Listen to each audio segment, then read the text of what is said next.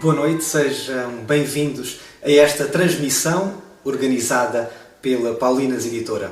Este é um momento de encontro, de oração, de reflexão, porque pensar sobre a pobreza, pensar a própria pobreza e a forma como podemos ser interventivos na sociedade é um desafio lançado pelo Papa Francisco, que está na ordem do dia. Por essa razão, o professor Eugênio Fonseca aceitou este desafio e, em tom de partilha, deu-nos então este mote, de organizarmos estes momentos de oração, olhar para o outro como um irmão.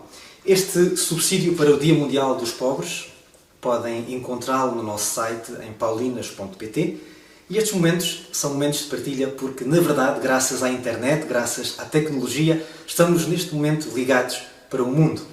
Importa estarmos ligados, importa partilharmos a nossa fé, a nossa experiência, aquilo que acreditamos que é o outro, é o rosto do nosso próprio Cristo.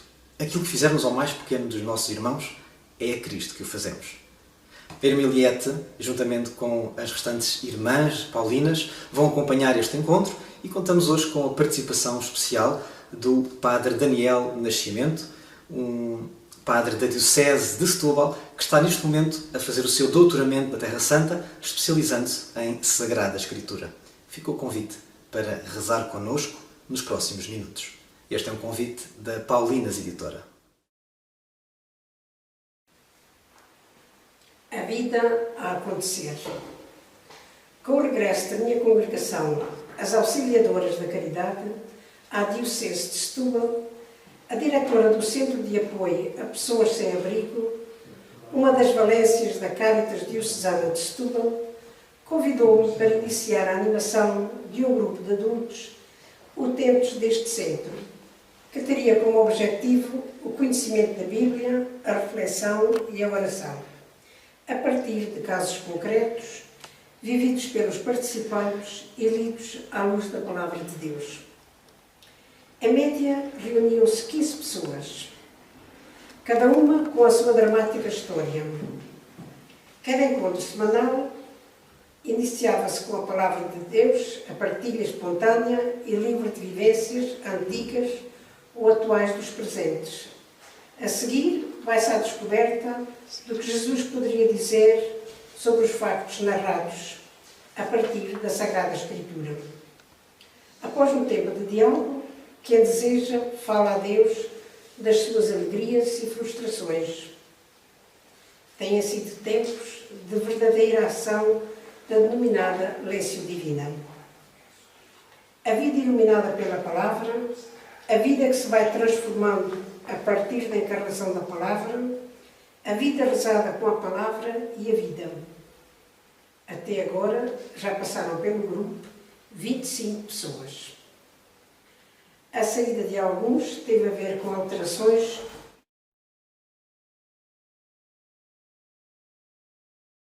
deste grupo. Foi a participação no Jubileu dos Pobres, convocado pelo Papa Francisco por ocasião do Jubileu Extraordinário da Misericórdia. A delegação da Cáritas Portuguesa foi de 172 participantes, dos quais 42 da Cáritas Diocesana de Setúbal, onde estavam reinseridos os membros do grupo. Jamais esquecerei as reações de muitos deles, sendo de salientar a proximidade que sentiram com o Papa Francisco. Verbalizaram que o sentiam como um irmão. Alguns foram convidados para a primeira fila da celebração do encerramento na Basílica de São Pedro. Senti que se cumpriu a parábola contada por Jesus, na qual o rei promotor de um banquete ordenou: "E depois às esquinas das ruas e convidai para as bodas todas as pessoas que encontrardes." Regressados, sentiram o desejo de ter uma Bíblia cada um. O bispo diocesano, sabendo do desejo deles, prontificou-se a oferecer e a entregar pessoalmente, numa celebração realizada numa paróquia da periferia da cidade de Setúbal, uma Bíblia a cada um e a cada uma. Este grupo concretiza, com as limitações que lhe são inerentes, o que deveria ser recorrente nas comunidades cristãs. O Evangelho é anunciado aos pobres. É verdade que os pobres evangelizam. Parte do meu coração tem sido evangelizado por eles. Irmã Palmira Lourenço. Do livro dos Salmos. Bendirei o Senhor em todo o tempo. O seu louvor estará sempre nos meus lábios. Glorio-me do Senhor. Que os pobres ouçam e fiquem alegres. Engrandecerei o Senhor. Juntos exaltemos o seu nome.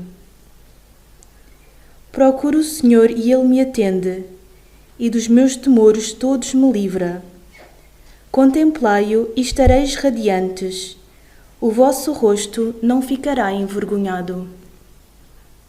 Este pobre gritou, e o Senhor o ouviu, salvando-o das suas angústias. O anjo do Senhor acampa ao redor dos que o temem, e os liberta. Provai e vede como o Senhor é bom. Feliz o homem que nele se abriga. Temei o Senhor, vós, santos seus, pois nada faltará a quem o teme. Os leõezinhos passam necessidade e fome, mas nenhum bem falta aos que procuram o Senhor. Filhos, vinde escutar-me, vou ensinar-vos o temor do Senhor. Qual o homem que deseja a vida e quer longevidade para ver a felicidade? Preserva a tua língua do mal e os teus lábios de falarem facilmente. E evita o mal e pratica o bem. Procura a paz e segue-a. O Senhor tem os olhos sobre os justos e os ouvidos atentos ao seu clamor. A face do Senhor está contra os malfeitores, para da terra apagar a sua memória. Eles gritam, e o Senhor escuta, e os liberta de todas as suas angústias. O Senhor está perto dos corações contritos, Ele salva os espíritos abatidos. Os males dos justos são muitos, mas de todos eles o Senhor liberta. O Senhor guarda os seus ossos todos, nenhum deles será quebrado. O mal causa a morte do ímpio. Os que odeiam o justo serão castigados. O Senhor resgata a vida dos seus servos. Os que nele se abrigam jamais serão castigados.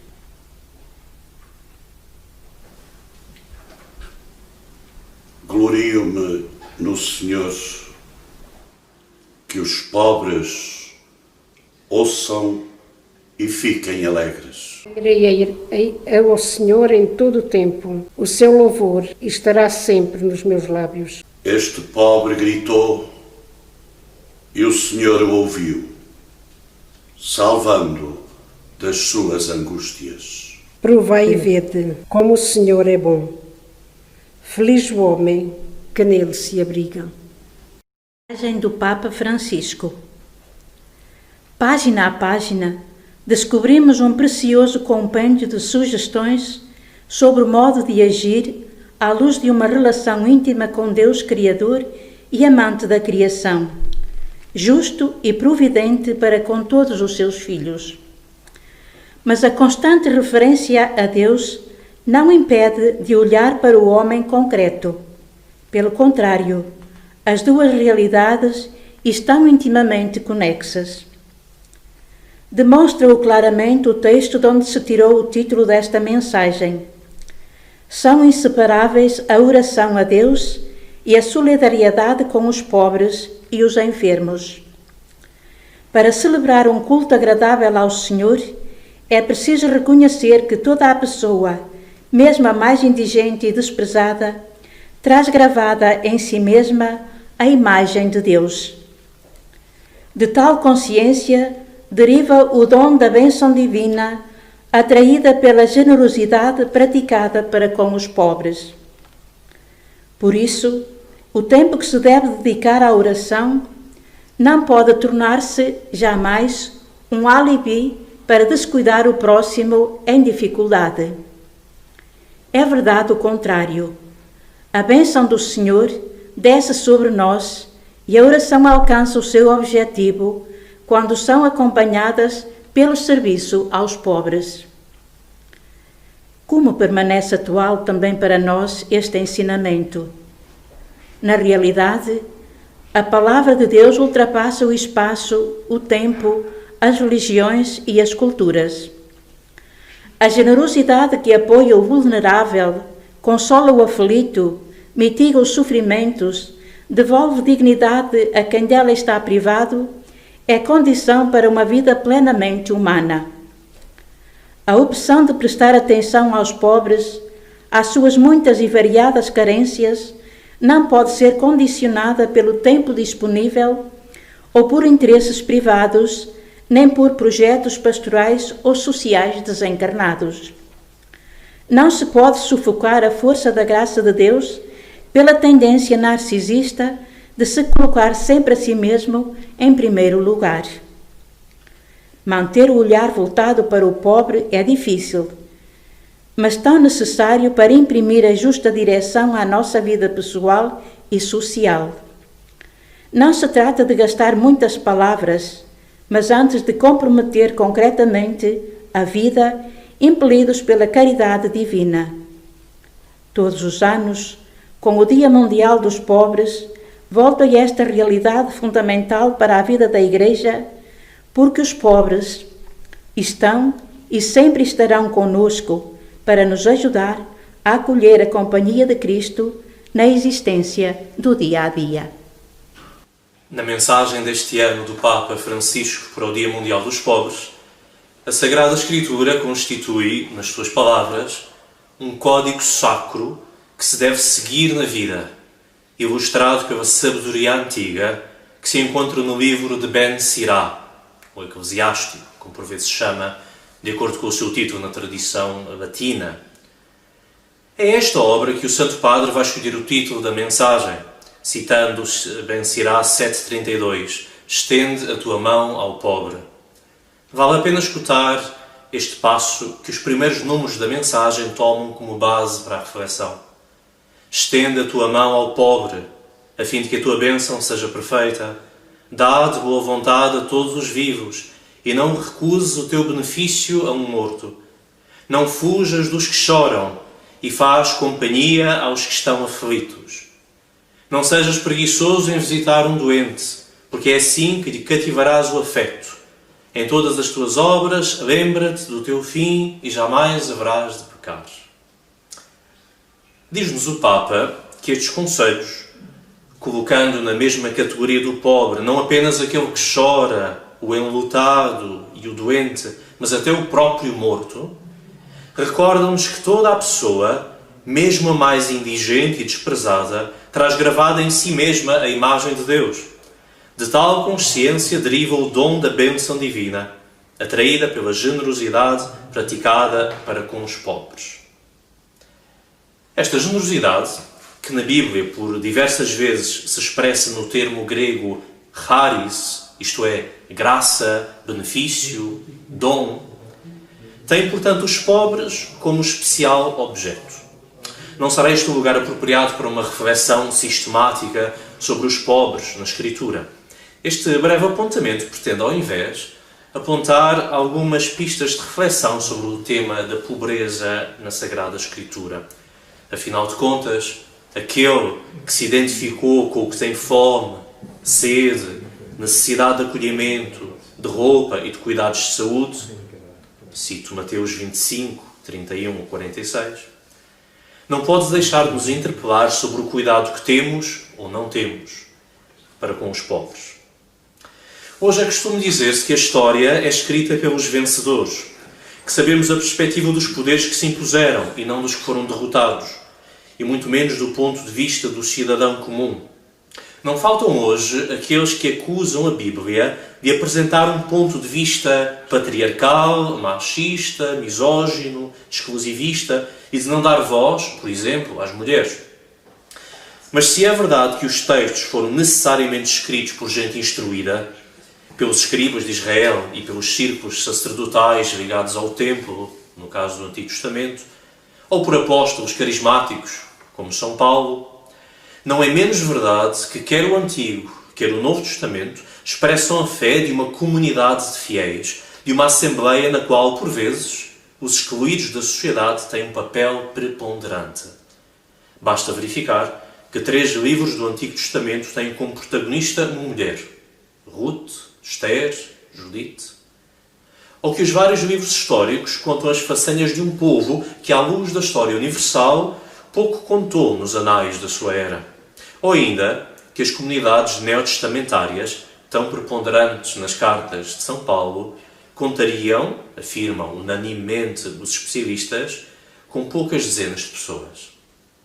A Bíblia não conta, portanto, a história dos poderosos e vitoriosos, mas é, podemos afirmá-lo, um livro de pobres. No Novo Testamento, os pobres e as viúvas são exemplo recorrente dos desprotegidos a ter como alvo da ação apostólica. O próprio ministério diaconal, cujo nome significa literalmente servidores, começa com a necessidade do serviço às viúvas, como lemos em Atos 6, 1-6.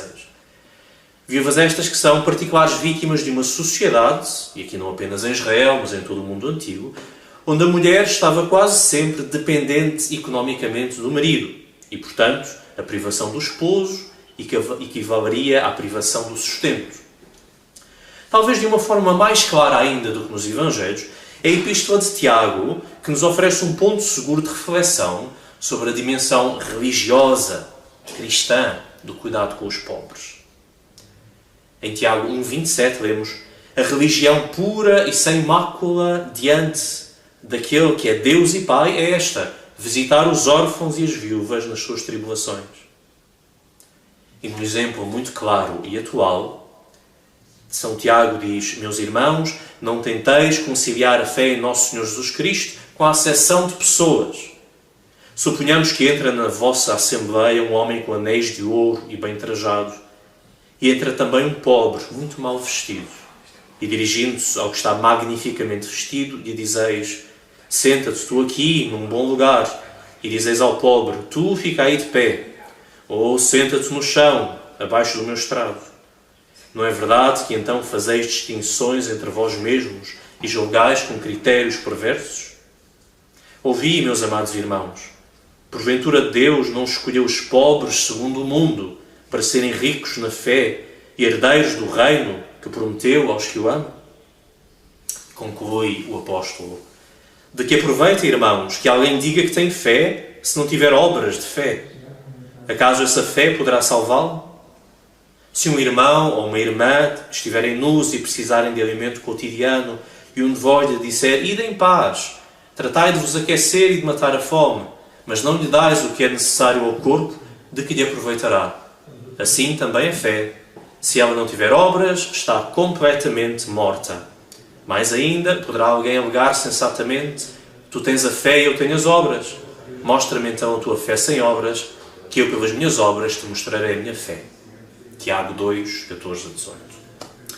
Esta reflexão do primeiro bispo de Jerusalém constitui uma poderosa interpelação para as comunidades cristãs, ontem, como hoje, tentadas a uma certa espiritualização da pobreza que pode provocar cegueira às necessidades concretas do próximo.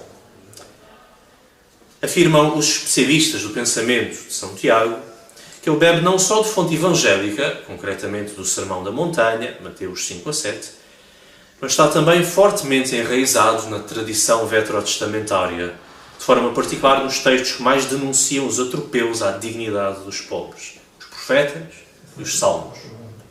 Gostaria de pegar brevemente num exemplo desta última categoria de textos, para que se possa iluminar um pouco mais a identidade destes pobres. O Salmo 72, 71 na numeração litúrgica, apela ao rei, entendido não só como governante efetivo ou ideal do país, mas sobretudo como o rei Messias esperado. para que governe com sabedoria. O salmista reza deste modo: Ó Deus, concede ao rei a tua retidão e a tua justiça ao filho do rei, para que julgue o teu povo com justiça e os teus pobres com equidade. Que os montes tragam a paz ao povo e as colinas a justiça. Que o rei proteja os humildes do povo, ajude os necessitados e esmague os opressores. Ele socorrerá o pobre que o invoca e o indigente que não tem quem o ajude. Terá compaixão do humilde e do pobre e salvará a vida dos oprimidos. Este salmo, que na nossa liturgia está muito ligado ao tempo de Natal, onde a expectativa pelo Messias que veio, vem e virá está no centro da oração da Igreja, mostra-nos, entre outras coisas, a diversidade do vocabulário bíblico para se referir aos pobres. Sendo o hebraico bíblico uma língua relativamente pobre na sua estrutura gramatical e no seu vocabulário, surpreende a diversidade terminológica para expressar a pobreza, tema este que foi muito estudado no século XX. De uma forma sintética, pode-se dizer que há 3 palavras hebraicas que nos interessam na nossa reflexão sobre o pobre. O atual cardeal Gianfranco Ravasi, um biblista de mérito próprio, faz no seu comentário aos Salmos uma síntese do seu significado, analisando a etimologia das palavras e o seu uso escriturístico. O primeiro termo para pobre, em hebraico, é ani, talvez o mais comum nos Salmos. A raiz da palavra hebraica alude ao gesto de curvar-se ou dobrar-se, do escravo diante do patrão, do exilado que não consegue estar direito, que deve responder ao superior que o interroga. O pobre ani é então aquele que está à mercê do poderoso, ao qual não consegue opor resistência, uma vez que é vítima de alguém mais forte do que ele. Este tipo de pobre, portanto, é um oprimido. Em muitos casos, para além desta referência sociológica, acrescenta-se uma conotação de tipo religioso, na medida em que este pobre se coloca humildemente perante Deus, com nada mais para lhe oferecer senão o seu próprio ser. O segundo vocábulo é ebion, um termo que aparece em Israel com o boom económico do século IX a.C. A expansão da economia cria uma classe de indigentes, de ebionim, literalmente de gente que deseja. O desejo nasce da carência, numa conotação psicológica ou social. A este pobre falta o mínimo para sobreviver, e só os profetas o defendem. Amós é o exemplo por excelência. Enquanto é ignorado e escarnecido pelas classes altas e pela aristocracia latifundiária do seu tempo, que o pode comprar como escravo no mercado da Samaria pelo que custa um par de sandálias. Ver Amós 2,6 ou 8,6. A terceira categoria de pobre é expressa pelo nome Dal, cujo verdadeiro significado descobre-se no ciclo de José, vendido pelos seus irmãos como escravo para o Egito. A dada altura, quando José é chamado para interpretar os estranhos sonhos do faraó, este refere que sonhou com 7 vacas gordas e 7 vacas magras. Gênesis 41, 19. E é para caracterizar esta magreza que se usa o termo Dal. Este indica aqui a deformação física de um ser que não tem o suficiente para ter saúde. O Dal é o indigente, que não tem bens sociais e por isso está em oposição ao rico e torna-se a miúde um oprimido. Aceitando esta tipologia, temos, portanto, o pobre humilde, humilhado, o pobre necessitado e o pobre escancelado. Sabemos, claro, que estas categorias não são estanques e que nem sempre as palavras são utilizadas com precisão pelos vários autores bíblicos. No entanto, verificamos que há uma grande riqueza na reflexão bíblica sobre a pessoa do pobre, nas suas várias dimensões, quer políticas, espirituais ou psicológicas. É verdade que na Bíblia nem sempre a pobreza é vista numa perspectiva de benevolência para com os pobres, na medida em que por vezes é considerada culpável, sobretudo em exortações éticas contra a preguiça ou nas concepções farisaicas avant la lettre. Encontramos muitos resquícios disto nos Evangelhos, que equacionam bênção divina igual a riqueza e, portanto, pobreza como fruto necessário de um qualquer pecado cometido pelo próprio ou pelos seus pais. Mas esta polifonia das Escrituras, ou esta dimensão poliédrica das Escrituras, para utilizar termos que o Papa Francisco tem repetido na sua análise da realidade, não nos deve impedir de colher a grande riqueza e humanidade destas caracterizações bíblicas do pobre. Permitam-me ainda que pegue em 2 exemplos de textos do Antigo Testamento para ilustrar o tipo de exortação que as Escrituras dirigem ao crente. O primeiro encontra-se nos textos legislativos do Pentateuco, isto é, os livros do Gênesis, Êxodo, Levítico, Números, Deuteronômio, a Torá judaica, bloco fundamental e normativo que serviu, e ainda hoje é assim, como uma espécie de passo a comparação, os evangelhos do judaísmo. Em Deuteronômio 24, 17, 22, pode ler-se: não violarás o direito do estrangeiro e do órfão, nem receberás como penhor o vestido de uma viúva. Lembra-te que foste escravo no Egito e que o Senhor teu Deus dali te libertou. Por isto te mando que cumpras esta ordem. Quando fizeres a ceifa do teu campo e te esqueceres de algum feixe, não voltes atrás para o levar. Deixa-o para o estrangeiro, o órfão e a viúva, a fim que o Senhor teu Deus abençoe todas as obras das tuas mãos. Quando varejares as tuas oliveiras, não voltes a colher o resto que ficou nos ramos. Deixa-o para o estrangeiro, o órfão e a viúva. Quando vindimares a tua vinha, não rebusques o que ficou. Deixa-o para o estrangeiro, o órfão e a viúva. Lembra-te que foste escravo no Egito. Por isto te mando que cumpras esta ordem. É muito curiosa esta atenção prescrita aos desprotegidos, àqueles que são considerados os verdadeiros pobres, porque carentes dos vínculos normais de socialização e enriquecimento. Estrangeiros, ou seja, gente que não pertence à sociedade israelita, à sua cultura e religião. Viúvas e órfãos, privados do homem adulto, marido e pai, respectivamente, que providencia o sustento. Particularmente interessante é a motivação fornecida para esta atitude, 2 vezes repetida. Lembra-te da tua condição de escravo no Egito. É fundamentalmente uma atitude de compaixão, na literalidade da sua raiz. Com mais passio, em latim. Isto é, sofrer com o outro. Neste caso, ter presente que o sofrimento, a privação, é algo que se partilha, a que não se é indiferente, porque já se experimentou o sofrimento e abuso, tornando-se, portanto, inadmissível que aquele que foi pobre no passado impeça alguém de ter o mínimo com que viver.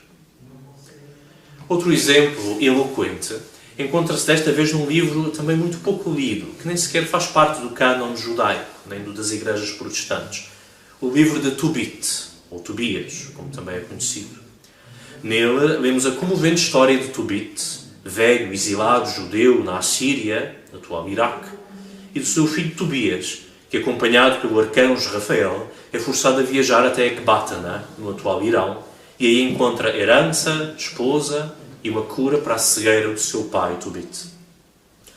O retrato que as primeiras linhas desta obra nos oferece sobre este patriarca é uma espécie de ideal de piedade judaica. Diz Tobit: durante o reinado de Salmanassar, eu dava muitas esmolas aos meus irmãos, fornecendo pão aos esfomeados e vestindo-os nus. E se encontrava morto alguém da minha linhagem, atirado para junto dos muros de Nínive, dava-lhe sepultura. Enterrei também aqueles que Senaqueribe mandara matar quando regressou, fugindo da Judeia, durante o tempo do castigo que o Rei do Céu mandou sobre os que blasfemavam. De facto, na sua ira, o Rei mandou matar muitos. Eu, então, roubava os corpos para os sepultar. Depois, quando o Rei procurava os corpos, não os conseguia encontrar. Um habitante de Nínive foi informar o Rei de que era eu quem enterrava os mortos secretamente, e então tive de me ocultar. Sabendo que ele estava informado e me procurava para me matar, fugi com medo, e assim fui despojado de tudo quanto possuía. Tudo passou para o tesouro do rei, e só fiquei com Ana, minha mulher, e com Tobias, meu filho. Isto em Tobias, ou Tobit, 1, 16 a 20. Aqui encontramos uma dimensão extra da generosidade, a qual encontra um paralelo no texto de Ben Sirá, escolhido pelo Papa. O cuidado com os mortos, o qual será tematizado mais tarde também na piedade cristã como obra de misericórdia. Tobit arrisca a vida para sepultar os seus compatriotas assassinados pelo poder real. E o direito a ser enterrado de forma digna é visto como uma espécie de prolongamento da dignidade humana, pois o corpo, ainda que cadáver, não é apenas uma coisa, mas um memorial da vida de um irmão. Este percurso veterotestamentário conduz-nos de novo ao Novo Testamento, àquilo que alguns consideram ser a Magna Carta do cristianismo, as bem-aventuranças, o centro do Sermão da Montanha no Evangelho de Mateus. Em Mateus 5,3, Jesus proclama: felizes os pobres em espírito, porque deles é o reino dos céus. São Lucas, por sua vez, apresenta uma versão ligeiramente diferente desta frase: felizes vós, os pobres, porque vosso é o reino de Deus. O contraste é claro e pode resumir-se de forma simples. Contrariamente ao sentido comum de pobre de espírito, como alguém diminuído na sua humanidade, os pobres em espírito, ou pelo espírito, são aqueles que, mediante as provações de ordem material e espiritual, aprendem a confiar apenas em Deus. De certa forma, corresponderá ao pobre Ani, como vimos atrás. É a pobreza daqueles que têm o coração despedaçado. A pobreza interior é, para São Mateus, condição para entrar para o reino, enquanto São Lucas acentua mais a oposição entre ricos e pobres. Será o pobre entendido como dalo, como miserável, destituído, emagrecido. Talvez como cristãos encontremos intuitivamente mais riqueza na proposta de São Mateus, na medida em que a missão da Igreja, já o repetiu por várias vezes o Papa, não é de ser mais uma ONG. Mas estas duas versões da primeira bem-aventurança permitem manter uma atenção essencial do combate à pobreza. Um artigo da biblista inglesa Susan Gillingham, um artigo que estuda as referências aos pobres nos Salmos, mas cujas conclusões me parecem poder ser aplicadas à Bíblia como um todo. No desenvolvimento de uma teologia da pobreza, é de supor que os autores sagrados estavam profundamente convencidos de que Deus se preocupa não apenas com a atenuação das condições de privação material, mas também pelo alívio das profundas necessidades religiosas presentes nas vicissitudes da vida humana. Eles perceberam claramente que o bem-estar físico e espiritual são duas faces da mesma moeda. A aplicação desta mundividência ao nosso contexto contemporâneo é bastante óbvia. Muito tem sido escrito acerca da duplice missão da Igreja, na sua ação social para combater as causas e os efeitos da pobreza material e no seu evangelismo, entre aspas, para alívio do empobrecimento espiritual evidente na nossa sociedade. Assim, torna-se absolutamente necessário manter uma teologia dos pobres que seja capaz de integrar uma missão da Igreja com a outra. Em resumo, não podemos alimentar e vestir os pobres sem dar conta da pobreza espiritual no mundo à nossa volta, talvez de forma particularmente pungente nas modernas sociedades ocidentais. Nem podemos pregar um evangelho que preencha as nossas mais profundas necessidades espirituais sem permitir que isso desafie a nossa atitude para com todas as dimensões de bem-estar físico. Isto, a meu ver, compõe uma teologia da pobreza que é simultaneamente bíblica e contemporânea. Concluo repetindo a citação escolhida pelo Papa como título: Estenda a tua mão ao pobre. Frase que Ben Sirá conclui com o tema da benção. Diria que a ideia de que o pobre é para ser levantado e que esse gesto tem intrinsecamente uma dimensão de bênção é algo que se insere nas melhores tradições bíblicas. Neste sentido, a palavra de Deus fortalece verdadeiramente os pobres. Santíssima Trindade, expressão máxima de unidade e da comunhão, alimenta em mim a vontade de me unir a todos os meus irmãos e irmãs, sem cair no pecado da discriminação e do individualismo. Rasga-me a alma para que a minha oração seja sincera. Penetre-me a consciência sempre que me dirija a Deus como Pai Nosso, para que seja capaz de ver em cada pessoa um verdadeiro irmão.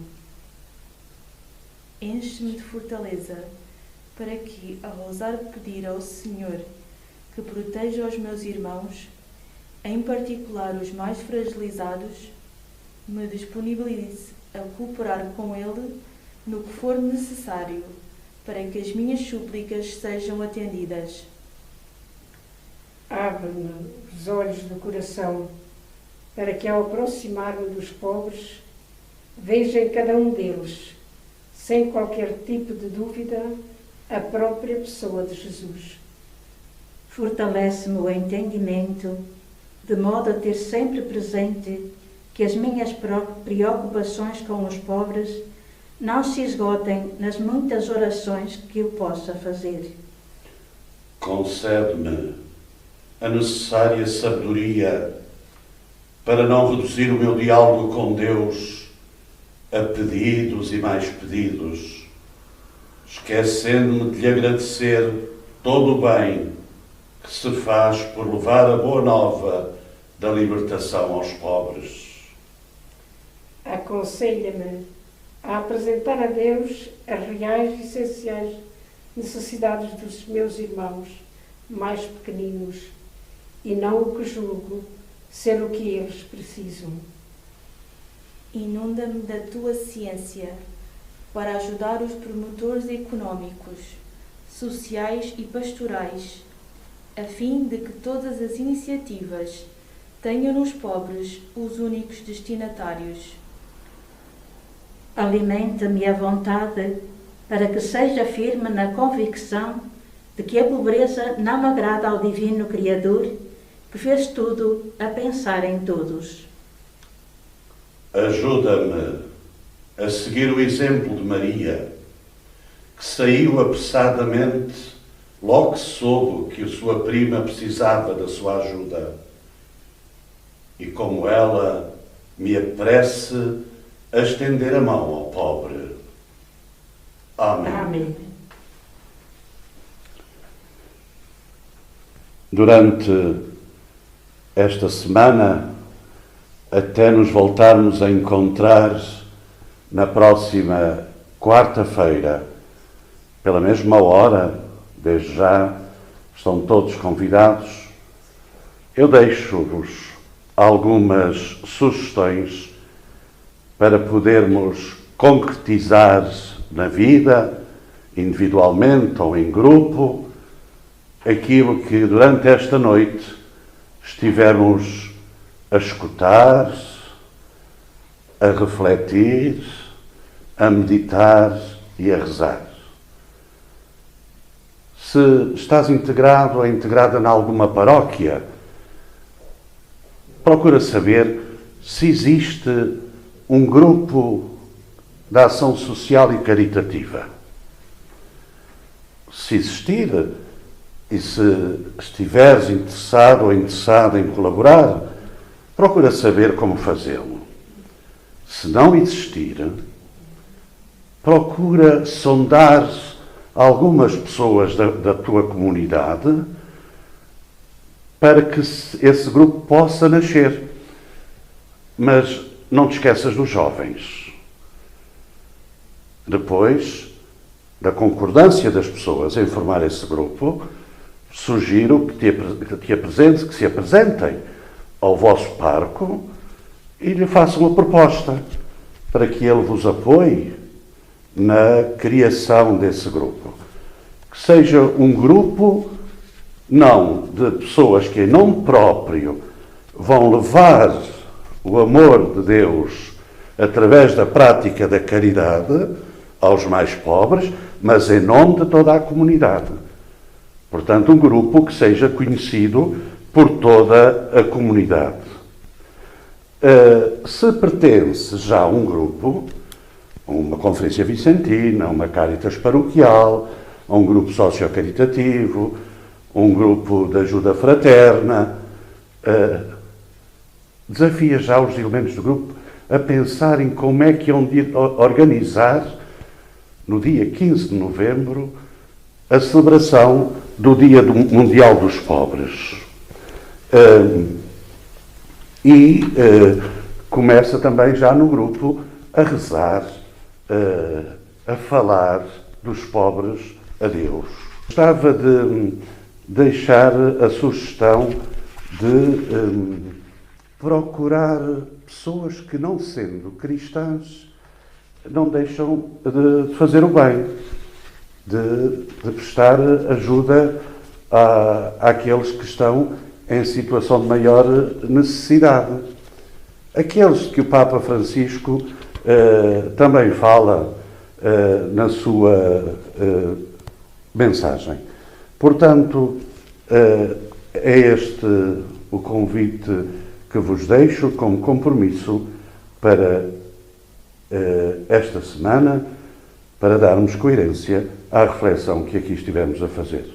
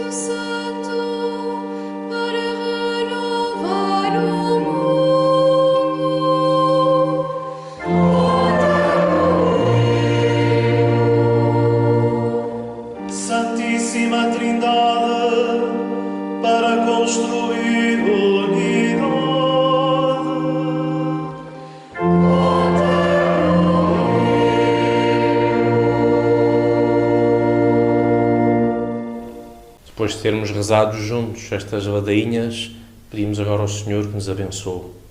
O Senhor esteja convosco. Abençoe-vos, Deus Todo-Poderoso e cheio de misericórdia, Pai, Filho e Espírito Santo. Amém. Vamos em paz e que o Senhor nos acompanhe. Graças a Deus. E com este espírito de oração, de partilha, de fraternidade, este acolhimento da Palavra de Deus e que nos faz sermos verdadeiramente irmãos. Dessa forma, a Paulinas Editora convida a todos aqueles que nos estão a assistir neste momento e que nos assistiram, ou aqueles que ainda vão poder ver este vídeo posteriormente, a estarmos aqui novamente para mais uma comemoração do Dia Mundial do Pobre.